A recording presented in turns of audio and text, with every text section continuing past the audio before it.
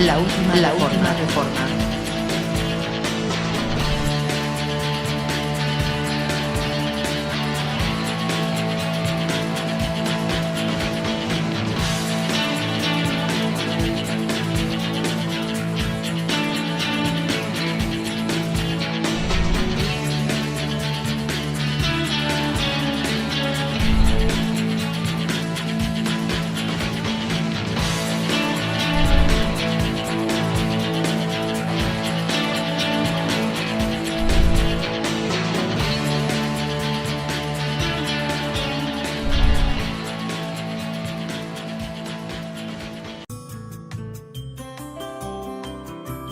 Renueva tu mente. Hablamos sabiduría de Dios en misterio.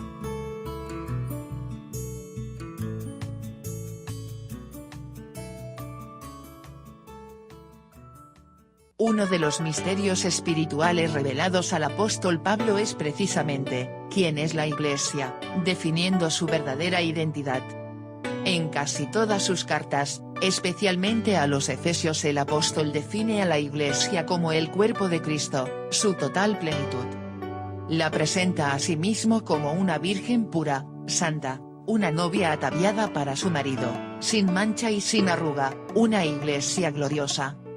La Iglesia por tanto es el cuerpo de Cristo, su esposa, creando un vínculo permanente e inquebrantable incluso por nosotros mismos. Y sometió todas las cosas bajo sus pies, y lo dio por cabeza sobre todas las cosas a la Iglesia. Renueva tu mente. Un mensaje de la última reforma.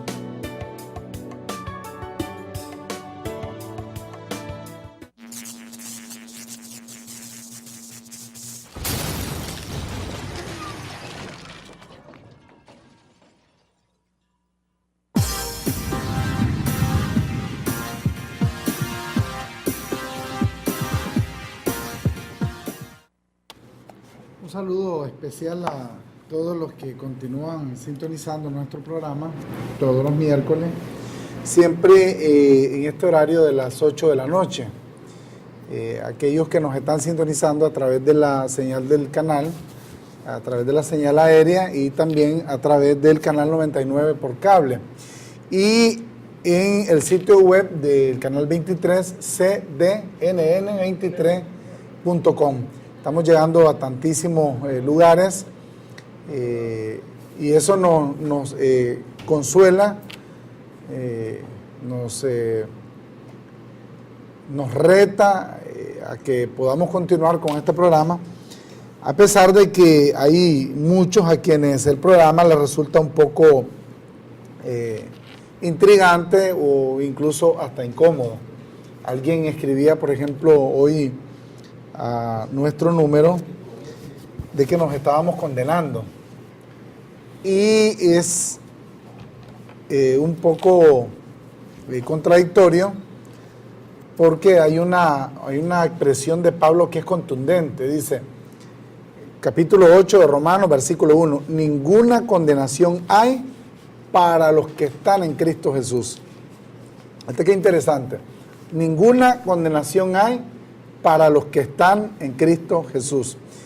Y lo llamativo de esto es que cuando Pablo en el capítulo 2 de Efesios dice que Él nos hizo sentar juntamente con Él en lugares celestiales aún, está diciendo que la acción de sentarnos en Él, de sentarnos con Él, fue de Dios. Entonces cuando dice ninguna condenación hay para los que están en Cristo Jesús, mucha gente dice hay que estar en Cristo Jesús, e interpretan estar en Cristo Jesús, ir a una congregación, pegar gritos, saltar, ayunar. La gente, los creyentes creen que eso es estar en Cristo Jesús. Haber hecho una profesión de fe. Haber levantado la mano y haber hecho una declaración pública de arrepentimiento. Pero cuando Pablo dice a los que están en Cristo Jesús, entonces está haciendo alusión a lo que le habla a los Efesios, que dice que estamos sentados juntamente con Cristo en lugares celestiales. Eso quiere decir que nosotros estamos en Él, porque a Él le plació que así fuera. O sea, no dependió de mí estar en Él. O sea, estamos en Él porque Él nos puso en esa condición. De tal manera, pues, que yo lamento mucho, yo sé que hay tantísimas personas que nos miran todos los miércoles y profesan tantas cosas, pues, que en contra nuestra, por causa de que no han entendido este momento de reflexión que nosotros tenemos con ustedes. Es un momento que requiere mucha responsabilidad, Saúl. Eso no quiere decir de ninguna manera, o eso no desdice de ninguna manera los planteamientos que nosotros hacemos. Y son planteamientos claros, meridianos, no andamos con cortapisas, al pan pan y al vino vino. De tal manera pues que aquí estamos, pero lo más congratulante para nosotros es el hecho de que estamos llegando también a muchísima gente, y se están sintiendo edificados con lo que nosotros estamos compartiendo. La semana pasada, bien lo decía en la introducción Salomón Arias, estuvimos hablando de alabanza y adoración. Una pregunta, porque la religión también ha malentendido el asunto de la alabanza y la adoración. Por un lado, la adoración como un concepto desfasado que se aplicó en el antiguo pacto, en el pacto que Dios hizo con el pueblo de Israel, porque a veces hasta llamarle antiguo pacto, si bien es cierto Pablo lo hace en hebreo, al final de cuentas resulta ser un contrasentido si lo vemos desde la perspectiva de la promesa que Dios le dio a Abraham. Entonces, en el pacto, para no decir antiguo pacto, en el pacto que Dios hizo con el pueblo de Israel, la adoración tenía una relevancia significativa. La alabanza tenía un sentido totalmente distinto del que Pablo manifiesta en sus cartas.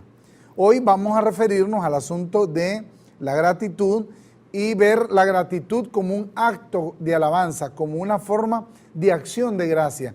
Porque si Él ya me salvó, si ya nada me condena, si ya estoy juntamente sentado con Él en lugares celestiales, entonces eso va a provocar acciones de gracia. Eso debe hacernos sentir agradecidos con Dios.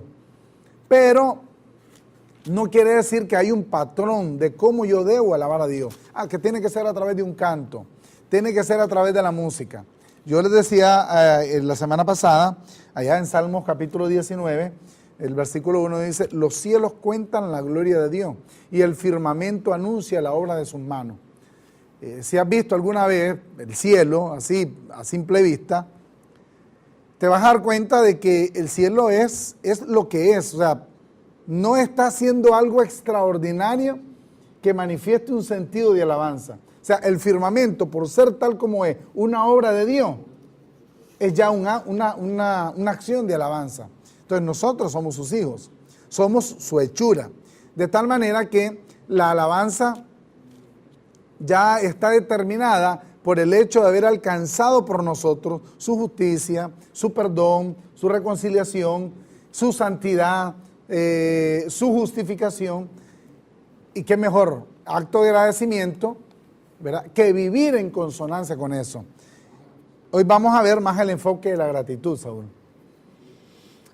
Bueno, muy buenas noches a todos los amigos que siempre toman el tiempo para sintonizarnos y sobre todo reflexionar sobre el Evangelio de la incircuncisión escrito por el apóstol Pablo.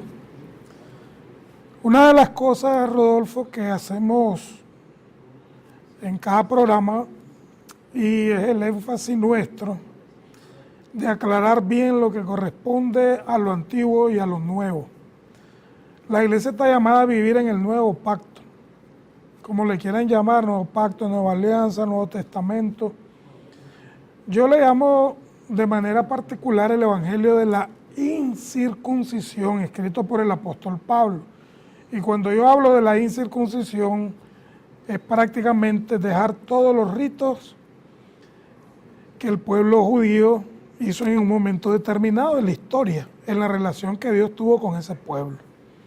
Por eso es que el Evangelio de Pablo es claro. Por ejemplo, en el capítulo 2 de Gálatas, en el verso 7, usted puede ver ahí los dos evangelios. Se le encomendó a Pablo el Evangelio de la incircuncisión. Si es incircuncisión, no tiene nada de ritos judaicos. No tiene doctrina judaica, no tiene ceremonias, no tiene dogmas judíos, nada que ver con lo viejo. Ahora, la iglesia está llamada a darle gratitud al Señor. Y una de las cosas que abordamos en el tema pasado es que nosotros como hijos de Dios somos su alabanza. Ahora, nosotros estamos llamados a la gratitud. Si entendemos por el Evangelio de la Incircuncisión que Él nos escogió antes de la fundación del mundo, que nos sentó en lugares celestiales en el mismo trono juntamente con Él, que más gratitud que saber o tener esta sabiduría contenida en estas 14 cartas y vivirlas. Pues el Evangelio no solamente es dogmático, es vivirlo y sobre todo confesarlo, ponerlo en nuestra boca. Por eso Pablo, cuando le escribió a los Corintios, él dijo, teniendo el mismo espíritu de fe, conforme a lo que está escrito creí, por lo cual hablé. Por ejemplo, y yo siempre hago referencia a esto, Rodolfo, que la iglesia actual, estos grupos denominacionales, todo lo que fue establecido para el pueblo judío, ellos lo traen a colación y lo traen a este nuevo pacto, haciendo una mezcla que prácticamente es una mezcla mortal. Porque si yo voy a dar gratitud, es porque tengo una posición, Cristo me la dio. Por ejemplo, comenzaste diciéndole a los amigos que se oponen que ninguna condenación hay para los que estamos en Cristo Jesús. Por ejemplo, los religiosos piensan que estar en Cristo Jesús es hacer una profesión de fe. Señor, yo te acepto hoy como mi Salvador. Entonces viene el líder y comienza el show. Señor, inscríbelo en el libro de la vida, como que si Dios es ajeno, no conoce a tal persona y entonces el líder tiene que recordarle a Dios mismo que lo inscriba, como que si no a esa persona, digamos, que hizo esa falsa profesión de fe, Dios no lo conoce. Claro que lo conoció aún antes de tomar carne y sangre. Ahora, cuando yo doy gratitud al Señor, soy parte de la alabanza. Y me llama la atención cómo Pablo pone de manifiesto cuando le escribió a los Colosenses este verso que es claro, en donde denota que el creyente debe ser sabio en lo que expresa por su boca. Fíjate que este pacto es de confesión, Rodolfo. No es de sacrificio, no es de postura, no es de una humillación, como trata de hacerlo ver el llamado cristianismo de hoy. Este pacto es de confesión, de poner en mi boca lo que está escrito. Por eso Pablo dijo, teniendo el mismo espíritu de fe. Eso está en 2 carta a los Corintios 4:13. Teniendo el mismo espíritu de fe, conforme a lo que está escrito, creí, por lo cual hablé. Yo no puedo venir y hablar sandeces o algo inventado por mí. Tengo que ir a lo que está escrito, señores. Ahora, me llama la atención este verso, Rodolfo. Y voy a leer Colosenses capítulo 3, verso 16. Dice, la palabra de Cristo mora en abundancia en vosotros. Mira cómo Pablo exhorta, enseñándoos y exhortándoos unos a otros en toda sabiduría. Y aquí viene lo interesante, cantando con gracia. Fíjate que la gracia es la ciencia, está establecida en estas 14 cartas, que todo el mundo tiene en un libro llamado Biblia, pero la mayoría de los que tienen la Biblia la toman como un fetiche, como un talismán, como un amuleto. No le dan la importancia o la relevancia que merece entender estos misterios. Ahora dice el verso, cantando con gracia. En vuestros corazones, que realmente es la mente del creyente, al Señor con salmos, himnos y cánticos espirituales.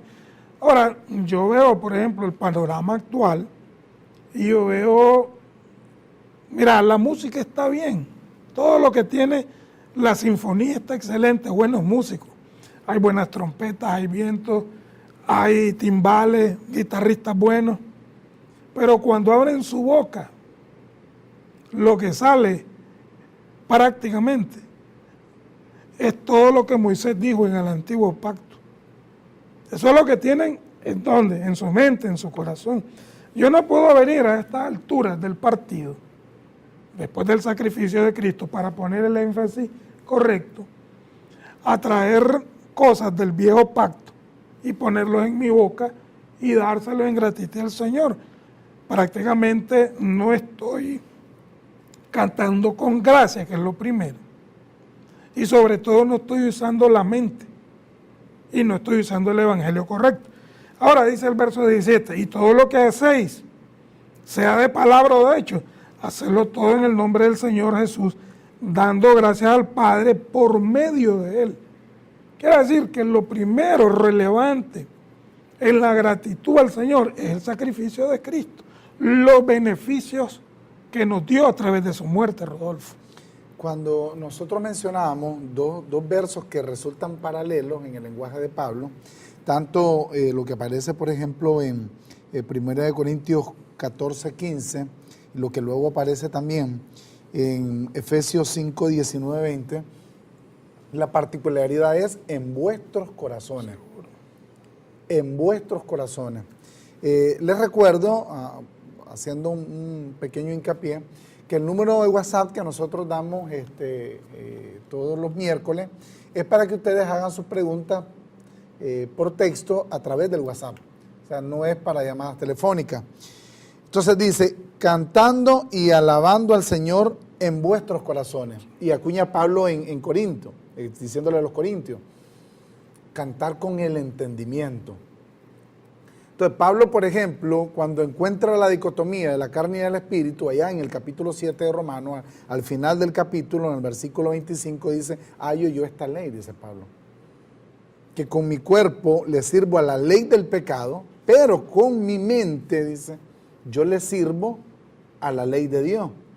¿Qué es cantar con el entendimiento? Es estar claro de lo que estoy profesando. Es estar consciente de lo que estoy profesando. Nosotros decíamos, de una forma quizás un poco irónica, pero no hay otra manera de decirlo para nosotros, lamentablemente para aquellos que se sienten un poco invadidos con la forma en que hacemos el planteamiento, pero por ejemplo, un canto famosísimo en las congregaciones religiosas de hoy, ya llegó el Espíritu Santo. ¿Y dónde andaba? Entonces, es un contrasentido, porque yo estoy juntamente sentado con Él en lugares celestiales. Entonces, mira, te lo voy a poner de una forma física. Yo lo tengo a la par. Estamos sentados juntamente con Él. Pero yo no reconozco esa presencia, porque estoy confesando con mi boca que Él no está y que necesito que Él venga. Fíjate bien. Pero también recuerdo, por ejemplo, un canto también que es muy usado en las congregaciones principalmente evangélicas, dicen, ni las hojas de los árboles se mueven si no es por el poder de Dios. Fíjate que este canto ha acuñado tanto en la mente religiosa que incluso vas a encontrar creyentes que dicen, como está escrito, dice, ni las hojas de los árboles se mueven. O sea, ha calado tanto, ha permeado tanto la forma de pensar del creyente hoy, que incluso consideran que eso en alguna parte de lo que llaman Biblia está escrito. Sin embargo, vos lo buscás y no aparece por ningún lado, pero es una gran verdad. O sea, están diciendo una gran verdad. No se mueve nada si la voluntad de Dios no está de por medio. Pero las implicaciones de esa declaración no lo entienden. ¿Por qué? Porque luego que cantan ese canto, ese corito, o como le quieran llamar, después hacen una oración, una letanía, porque no es la oración como la plantea Pablo, una letanía donde le piden a Dios, Señor, te pido porque hay una enfermedad, porque hay un problema de orden económico, porque hay una situación de índole familiar, en fin, cualquiera. Entonces, si nada se mueve según el precepto de la voluntad de Dios, entonces es también un contrasentido que después dentro del mismo culto o del servicio religioso estén invocando a Dios, pidiéndole a Dios que quebrante su propia voluntad. ¿Al qué? Al sujetar lo que yo quiero de Dios a mis propios deseos. O lo que yo quiero en las circunstancias a mis propios deseos. Ahora, el asunto yo considero de que va un poco más allá. Porque, oye bien, si yo ya entiendo cuál es la voluntad de Dios, a ver, en el sentido general, porque obviamente en el sentido específico, por ejemplo, si yo caigo en una enfermedad, no sé si al final la voluntad de Dios se va a expresar en que yo vea sanidad, restauración a ese problema, o que simplemente pues resulte que me toque irme. Pero ¿dónde va el punto aquí? El punto es que si yo acepto que la voluntad de Dios es la que impera al final de todas las cosas, solo hay una acción que me queda y es la acción de gracia. Por eso es que Pablo dice, por ejemplo, escribiéndolo a los tesalonicenses en la primera carta, capítulo 5, verso 18, dice, dad gracias a Dios en todo, porque esta es la voluntad de Dios para con vosotros en Cristo Jesús. Fíjate, no es fácil. O sea, estamos pasando circunstancialmente por una situación que desde el punto de vista humano resulta adverso, y Pablo me dice que la voluntad de Dios es que yo dé gracias a Dios por eso. Pero en la religión te enseñan a que solo tenés que dar gracias cuando las cosas salen de acuerdo a lo que te has planteado. Por ejemplo, vos orás por un enfermo. Entonces, si el enfermo se sana, entonces hay que darle gracias a Dios. Si no, pues ni modo. El hombre no tuvo fe y no se sanó. Entonces no hay acción de gracia. Pablo dice que tenemos que ser agradecidos en todo. Y el agradecimiento pasa por yo reconocer mi posición y mi condición en Cristo. Aunque a mi alrededor las cosas no parezcan así, Saúl. Pero hay que dar gracia. Hay que dar gracia. Y esa acción de gracia va determinada por esa confesión, no va determinada porque yo sepa cantar, no va determinada porque yo sepa orar, o por cuántas veces yo asista a la congregación, o por incluso cuánto yo económicamente aporto. Porque las congregaciones religiosas hoy, Saúl, se han vuelto una especie de club social. Entre más poder económico tengas, más influencia tenés en el terreno de la fe incluso. Porque es cierto, hay que decirlo con meridiana claridad. Por eso es que el punto del diezmo es importantísimo. Y yo sé que hay muchos que siempre están queriendo que retornemos a este tema, ya lo hemos abordado varias veces, búsquelo en nuestro canal en YouTube, pero ahí es donde viene lo importante, porque si yo voy a usar, por ejemplo, el dinero como una forma de acción de gracia, hombre, yo tengo que primero suplir a los de mi alrededor, así de sencillo. Fíjate bien, hay gente que aparte incluso lo que llaman el diezmo, ¿verdad, Saúl? Y se olvidan incluso de las propias necesidades que hay dentro del hogar. Y desprotegen incluso a sus hijos. ¿Por qué? Porque como eso es para Dios, entonces, y esa responsabilidad no asumida es una forma de no ser agradecido, porque hay que dar gracias a Dios en todo. Qué importante es entender esto, Saúl. Bueno, una de las cosas interesantes que el Evangelio de la Incircuncisión tiene es lo que Pablo, por ejemplo, le escribe a los romanos en el capítulo 12. Versos 1 y 2, hay que leerlo con detenimiento para entenderlo. Mira, en el antiguo pacto el sacrificio era un animal. El sacerdote venía y lo liquidaba al animal. Quiere decir que el animal no era presentado vivo, sino que ya era un cadáver lo que se presentaba. Ahora Pablo viene y a pesar de que él hace referencia a un sacrificio, Pablo lo llama sacrificio vivo. Y Pablo dice, así que hermanos, ruego por la misericordia de Dios que presentéis vuestros cuerpos en sacrificio vivo, santo, agradable a Dios, que es vuestro culto racional. Si hay un culto que presentarle a Dios, debe ser con la mente racional. La razón debe estar presente en lo que hay que presentarle a Dios. Ahora, fíjate que Pablo en el verso 2 aclara lo racional y dice, no os conforméis a este siglo. Yo no me puedo conformar con lo que el mundo religioso hace actualmente. Por ejemplo, yo estaba viendo un spot en Facebook, en donde llamaba a un líder a que fueran a ayunar y a vigilar. Lo que le está presentando esa persona que llega allí es un sacrificio muerto, la carne. Porque si voy a dejar de comer para ir a presentar un culto, no estoy usando la mente, estoy usando el estómago. Pablo dice, sacrificio vivo, que es culto racional, es tu mente la que va a poner a funcionar ahí. No conforme a este siglo, transformados, sino transformados por medio de la renovación de ¿qué? De vuestro entendimiento, para que comprobéis cuál sea la buena voluntad de Dios agradable y perfecta. Lo que menos hoy el llamado creyente de estas congregaciones tiene en su mente y en el conocimiento es cuál es la voluntad de Dios, que dice Pablo que es agradable y perfecta. Por ejemplo, la posición del creyente, repito, fíjate que el creyente está santificado, justificado. Ahora, me pregunto yo, ¿qué hace un líder llamando al arrepentimiento en una tarima a alguien si esa persona ya está justificada y santificada? ¿Será un culto racional agradable y perfecto? Lo que están presentando ellos es todo lo contrario. Ahora, si Pablo dice que hay que renovar el entendimiento, ¿con qué hay que hacerlo? Con ayuno, aguantando hambre, con vigilia, desvelándose, pagando un supuesto precio. Otros van de rodillas detrás de un muñeco de cera o de yeso o de madera. Eso no es un culto racional a Dios, y menos que entiendan la voluntad de Dios, que es agradable y perfecta.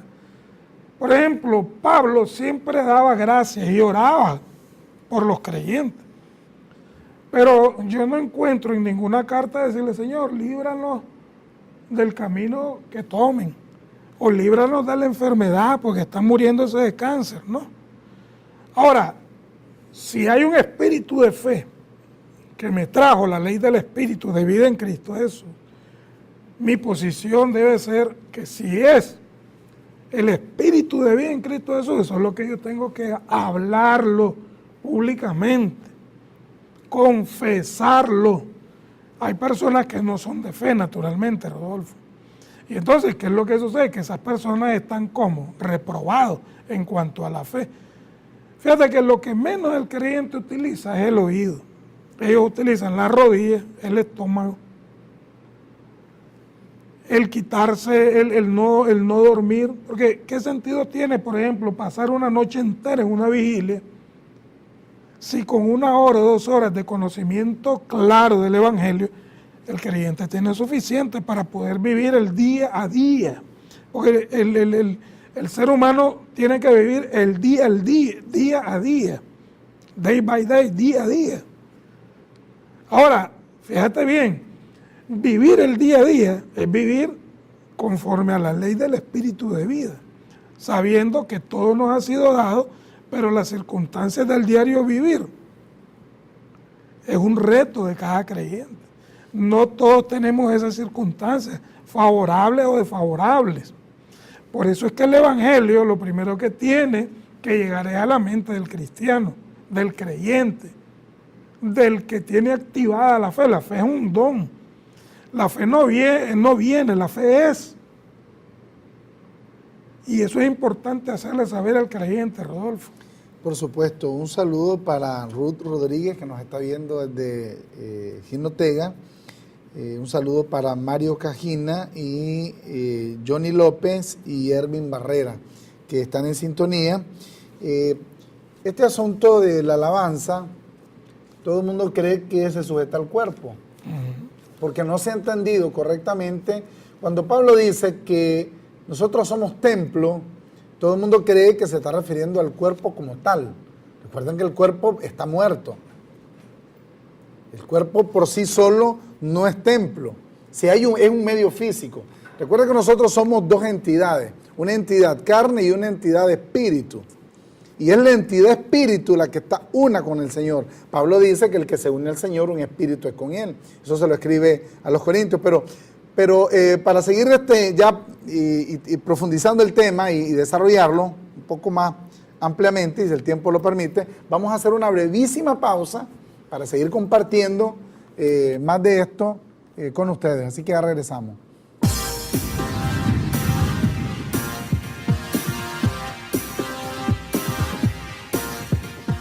El creyente de hoy, por tradición y costumbre, saluda a otras personas con un Dios te bendiga, en cierta forma por correspondencia, o por ignorancia o incluso por arrogancia religiosa.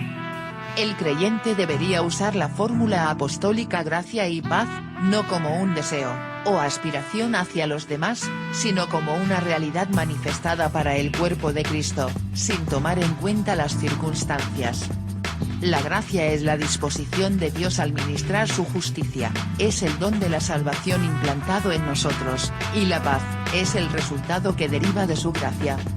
Renueva tu mente. Este es un mensaje de la última reforma.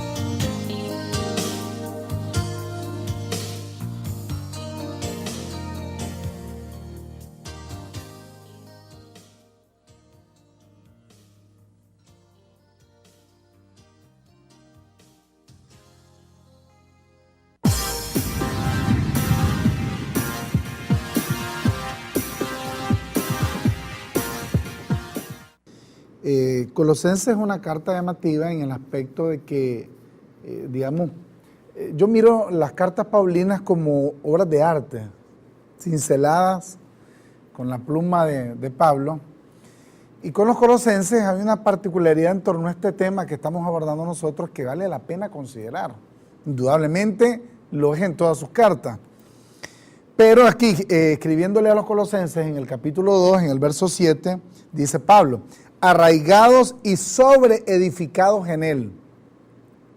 Recuerden que cuando aborda este tema de la sobreedificación en 1 Corintios, el capítulo 3, verso 10, dice: yo como perito arquitecto puse el fundamento, otro edifica encima y mire cada quien cómo sobreedifica. Entonces, cuando Pablo habla aquí y sobreedificados en él, está hablando de nuestra vida particular.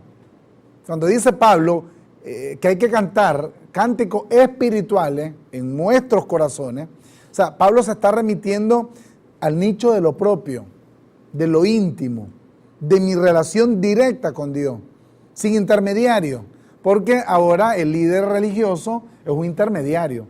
El intermediario a través de la confesión, en el caso de los católicos, intermediario a través de la consejería, en el caso, por ejemplo, de los evangélicos. Hay una intermediación. ¿Ya te habías dado cuenta de eso? Pues date cuenta, ¿no? Hay una intermediación. O sea, vos no tenés ese sentido de relacionarte directamente con Dios porque necesitas intermediarios, necesitas artilugios que te hagan creer que eso te lleva a Dios. Todo en consonancia con el antiguo pacto. ¿Te acuerdas que había un sistema sacerdotal? Había un sistema donde Dios se manifestaba a través de, no en.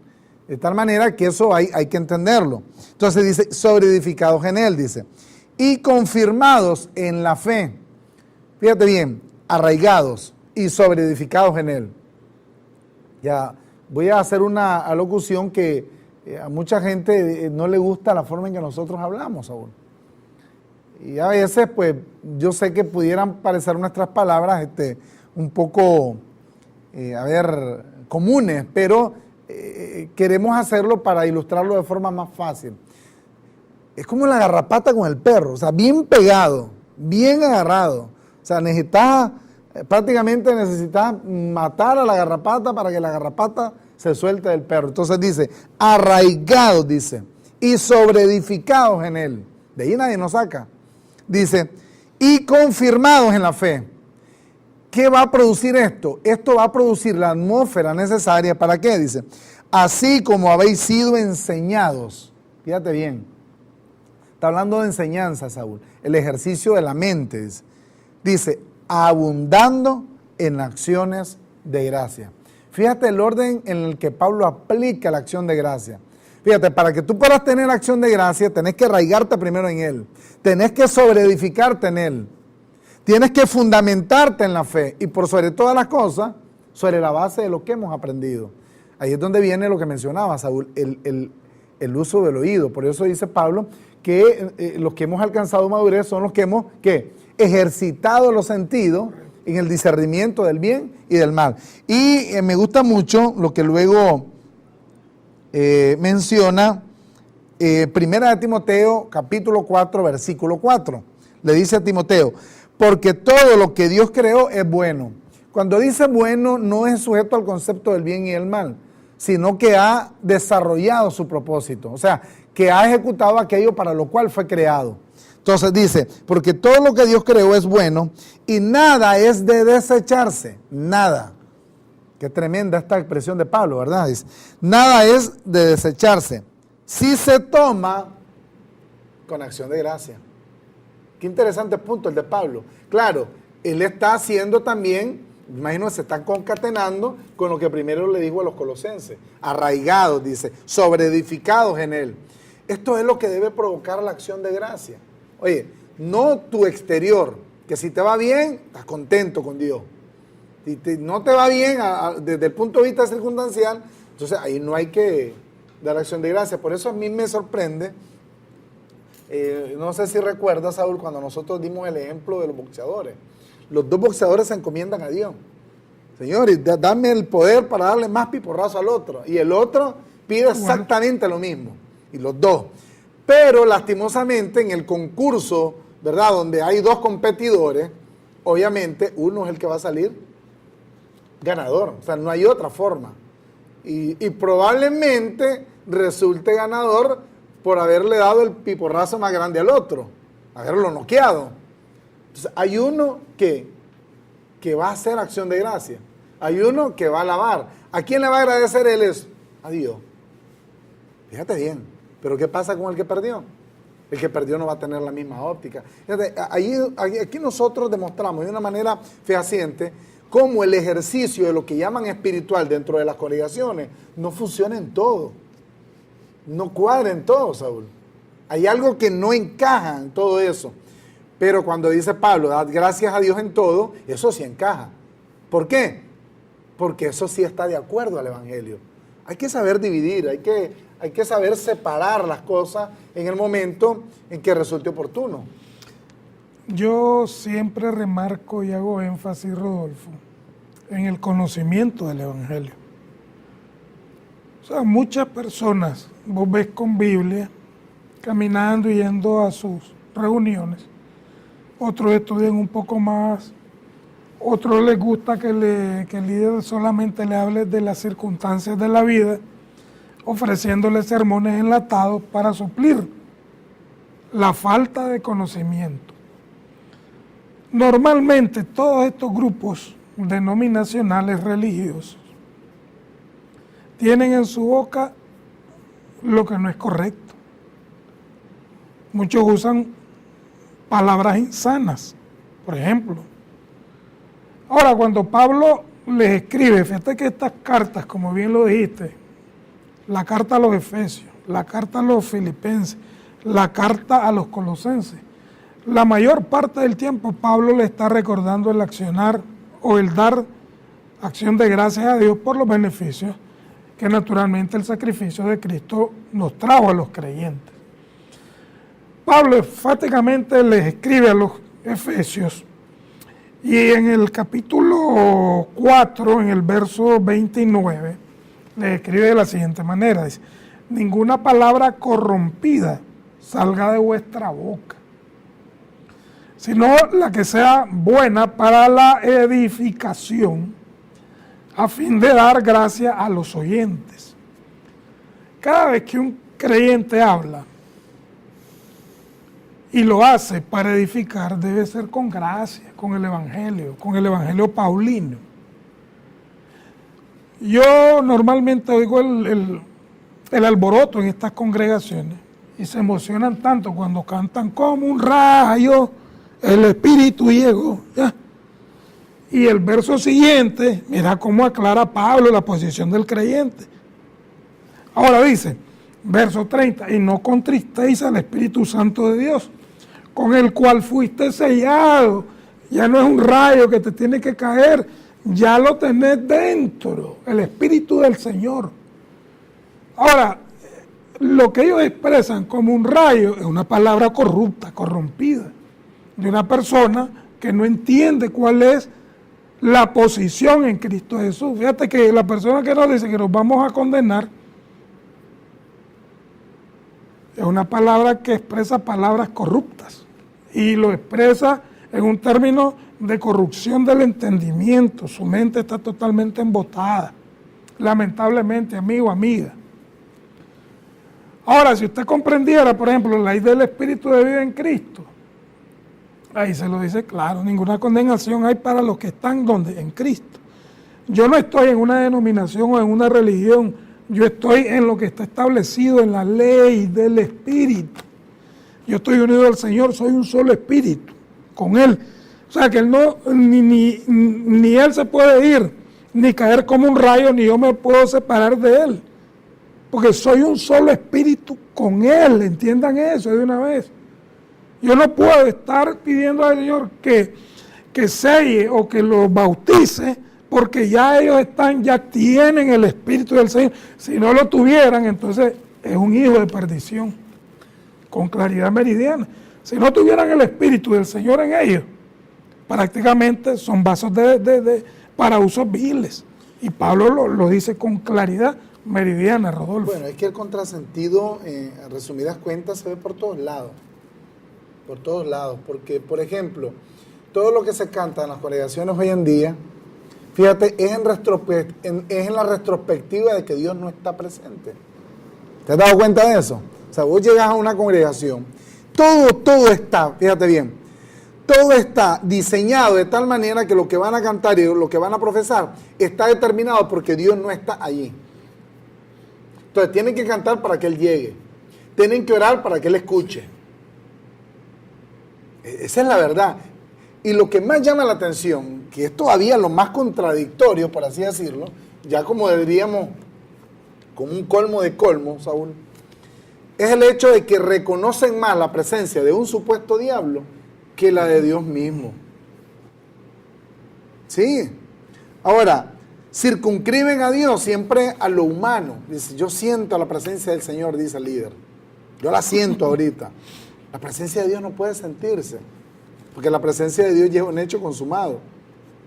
O sea, no es asunto de sentirlo, es asunto de creerlo. Tú tienes que creer que Él está dentro de ti, punto. Que alrededor lo humano parece indicar de que eso no es así. Entonces ahí es donde se activa la fe de Dios en nosotros.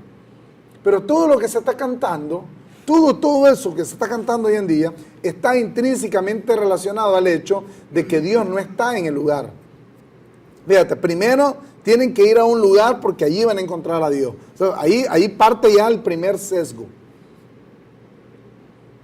Porque hay que decirlo, la gente dice, vamos al templo, vamos a la casa de Dios. Ya desde ahí ya todo está mal, desde el punto de vista del conocimiento. Está errado. ¿Por qué? Porque van supuestamente a la iglesia y es la iglesia la que va caminando hacia allá. Una vez que llegan allá, empiezan a cantar y empiezan a orar como que Él no está allí y hay que esperar que Él se manifieste. Fíjate, desde que salió de la casa, el hombre agarró a sus niños, la mujer agarró a sus niños, vamos a la escuela dominical o vamos a misa, y Dios va caminando en ellos, llegan al lugar al que llaman iglesia, empiezan a invocar a Dios para que Dios se manifieste, y Dios desde que salió de la casa de Dios iba con ellos. Y mira, yo sé que mucha gente está interpretando que lo que nosotros estamos planteando aquí es que estamos en contra de que la gente cante o que estamos en contra de la música.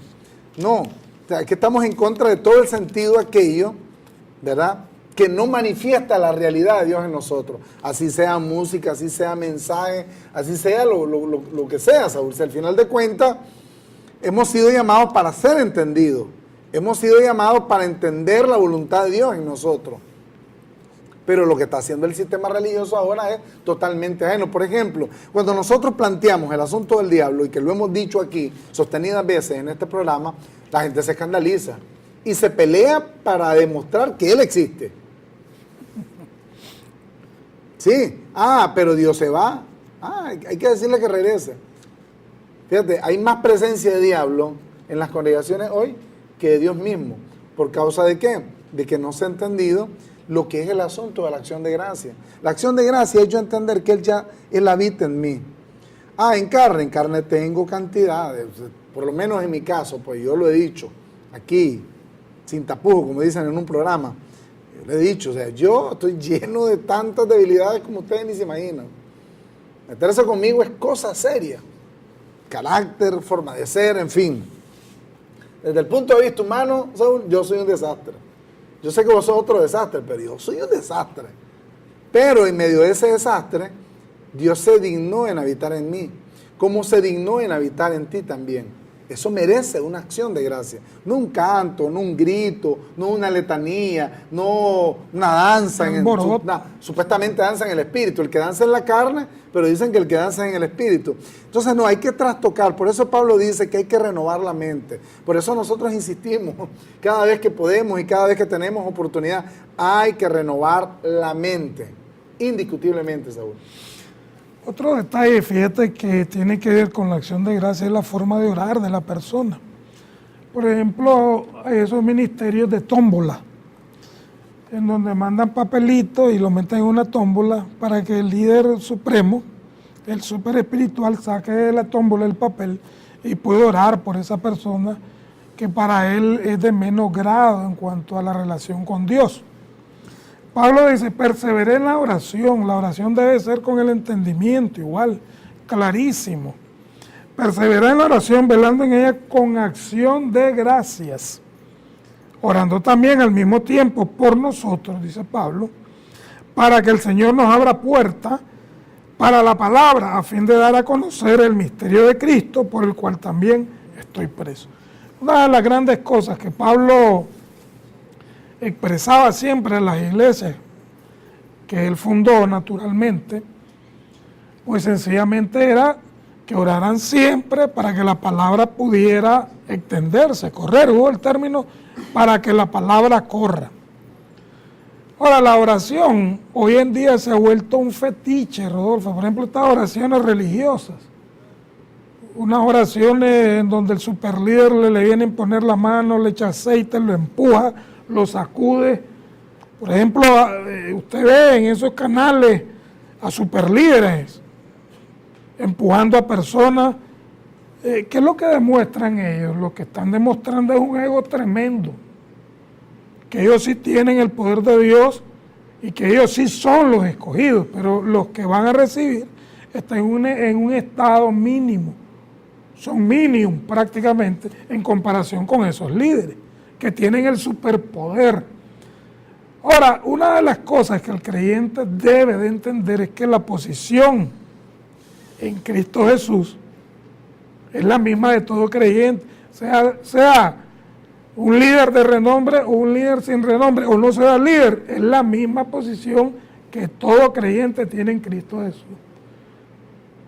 Ahora, menospreciarse y buscar a uno que lo empuje, que le ponga las manos, que le eche aceite, o que lo vitupere, hombre, es denigrarse prácticamente, es no entender, repito, la posición de excelencia que Cristo Jesús nos ha dado, Rodolfo. Y lamentablemente eso se ve en todos esos grupos. O sea, la gente va siguiendo a un líder para que le resuelva un milagrito. Pero cuando el supuesto líder le resuelve el milagrito, ¿en qué quedan? En lo mismo. Tienen que seguirlo buscando para que le sigan resolviendo. Ahora, un cristiano maduro es el que entiende a través del conocimiento de la verdad, del Evangelio, cuál es la posición. Las circunstancias de la vida, repito, son diferentes para cada creyente. Ahora, ¿cómo la sobrelleva un creyente maduro, entendido en el Evangelio? Hombre, con la palabra. Está el don de la fe activado en uno, tiene el conocimiento, y a veces aún, teniendo el conocimiento uno, la carne lo envuelve. ¿Qué es lo que le presenta a la carne? Dardos. Ahora, con el conocimiento, dice que hay que derribar fortalezas, que son esos dardos que se le dan, o sea, pensamientos que le llegan a uno, a pesar del conocimiento que uno tiene. Porque la carne lo que presenta es deseos engañosos, Rodolfo. Y el mundo actual, el religioso, cree que yendo a aguantar hambre, o vigilando, o ayunando, o de rodillas, rodillol y ayunol, ese es el proceso para que los deseos no le suban a su mente. No, amigo. Mientras usted tenga este cuerpo de muerte, lo importante es que usted le sirva al Señor con su mente, no con la carne. Dios nos ve a través de un filtro, y es el filtro de haber sido santificado, de haber sido justificado.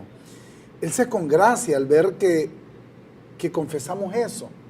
Él se congracia al ver que creemos eso. O sea, Él no está esperando que yo exprese un aleluya, Él no está esperando que yo cante, Él no está esperando que agarre un instrumento para tocarlo, Él no está esperando que haga una danza judaica, un brinco. Él no está sujeto a esperar eso para Él sentir un brinquito para Dios, que estamos agradecidos. Yo quiero, para finalizar, leer nuevamente Colosenses 2:7. Dice, arraigados y sobreedificados en Él y confirmados en la fe, así como habéis sido enseñados, abundando en acciones de gracia. La acción de gracia no es una acción. La acción de gracia es una actitud. Y es la actitud de asumir quién soy yo para Dios. No quién soy para el vecino, para el miembro de la congregación o para el líder religioso. Es quién soy yo para Dios. Y Pablo abunda en decirte quién eres para Dios. Entonces esa es la postura, esa es la actitud que debes tomar. Cada vez que hagas eso, sin siquiera darte cuenta de que lo has hecho, has dado acciones de gracia y Dios se ha sentido alabado. Eso es lo más importante. Pero si te consideras un trapo de inmundicia, un pecador, si te consideras alguien que debes arrepentirte, que debes vivir en ese constante arrepentimiento, mira, aunque cantes, aunque brinques, aunque toques la mejor melodía, no estás alabando a Dios. Estás haciendo cualquier cosa menos alabando a Dios. Un saludo para Manuel Salvador Collado y para Pedro Rosales. Un saludo para todos los que estuvieron en sintonía nuestra a esta hora de la noche. Siempre agradecidos por aguantarnos, por soportar. Pablo decía, soportadme un poco de locura. Pues vamos a ser atrevidos, ¿no? Y asumir ese mismo patrón paulino. Gracias por habernos soportado la locura de esta noche. Y esperemos puedan estar en sintonía nuestra el próximo miércoles y seguir soportando esta humilde locura. Nos da mucho gusto pues el haber estado con ustedes. Escríbanos a las redes sociales, búscanos en Facebook, en Twitter, un blog que tenemos para ustedes también, nuestro canal en YouTube, ahí están todos los temas. Si no sienten que desarrollan muy bien la mentalidad en torno a un tema específico, busquen ese tema en YouTube, ahí están todos esos temas debidamente archivados. Escríbanos a nuestro correo electrónico, laultimareforma@gmail.com. Esto es importante para nosotros que ustedes estén en comunicación. Somos conscientes de que muchos de ustedes no estarán de acuerdo con esta postura, tratarán de desahogar ese furor que sienten por lo que planteamos a través de las redes sociales. Cualquiera sea la razón o la circunstancia, nosotros recibimos bien el que ustedes estén pendientes de este programa. Así que nuestra cita el próximo miércoles a las 8 de la noche aquí en Canal 23. Pasen muy buenas noches.